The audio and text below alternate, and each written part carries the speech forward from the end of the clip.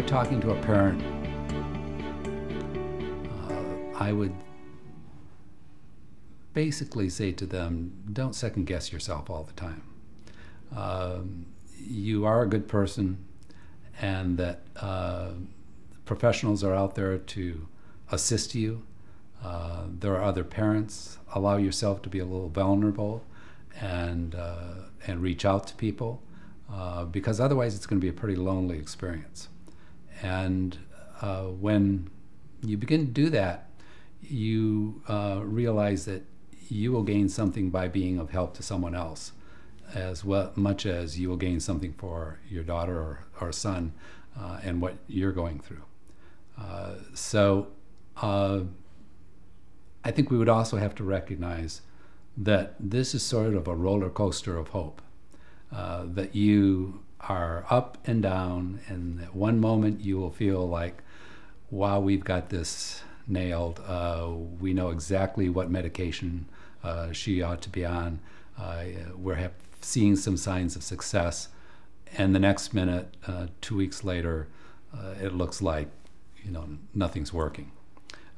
So one must be resilient and understand that, as your son or daughter does, that ultimately you have unconditional love for that person, and that even though the child may end up saying things to you, doing things, throwing things, calling you names, whatever, that behind all that, we're dealing with an illness that is something that we have to treat as an illness and not take it personally, and be able to go beyond that to sustain your love and attention to that kid.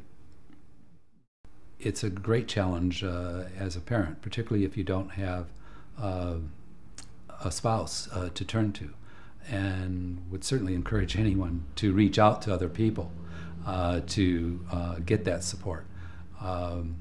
And at the same time, you may be facing a situation where your friends, sometimes who are even professionals in that field, as well as relatives, may not understand the situation. Everyone can be very quick to make judgments about what is necessary.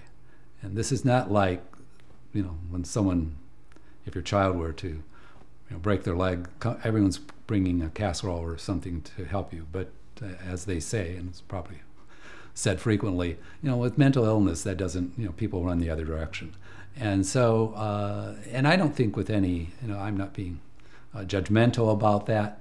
I might have done the same, but because it's not something that you can label and you can say, well, here's the remedy for it, and let's go about doing something. So with that uncertainty, it leaves everyone up in the air a bit. So I just can't say enough for parents to stretch a bit, become a little vulnerable, get out there, maybe even on the internet, but don't be consumed with it, because very quickly you'll begin to develop relationships with other people who are going through similar situations, and you'll be amazed that maybe your situation isn't even as challenging as theirs. So that support system is very important. An opportunity to talk to someone, as I had the opportunity on a Sunday night one time at, I think the person spent about 2.5 hours with me, discussing what I might do next when our daughter was about 15 years old, and the situation was getting even more desperate. That person led me to this private school, Heritage School, and just shared it with me because someone did the same for her. And that's why I'm so open and want to support other people in it. One of the things that was very helpful to us is a particular book that we read. I'm not saying that it was helpful in the sense of making a prescription for what our daughter needed, but And that is the book called The Explosive Child by Ross Greene.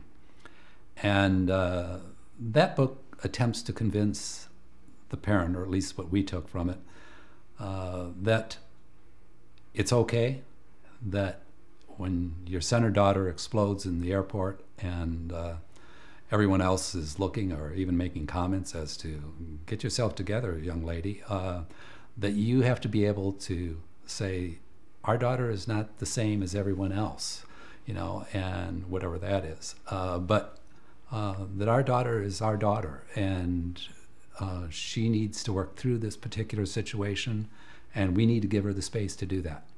And as embarrassing as it might be for us, we have to allow that to happen. If it became something that was threatening to her physical health, you know, certainly we would step in. But otherwise, you may have to accept some things that you would otherwise not choose to accept. I don't want to leave this with a sense that, you know, all is awful. There is great hope. Our daughter is a freshman now in college and is doing quite well. That does not mean that she doesn't face challenges all the time in terms of managing her frustration at times, but she has strategies that she can use to work with that. And so we see real progress.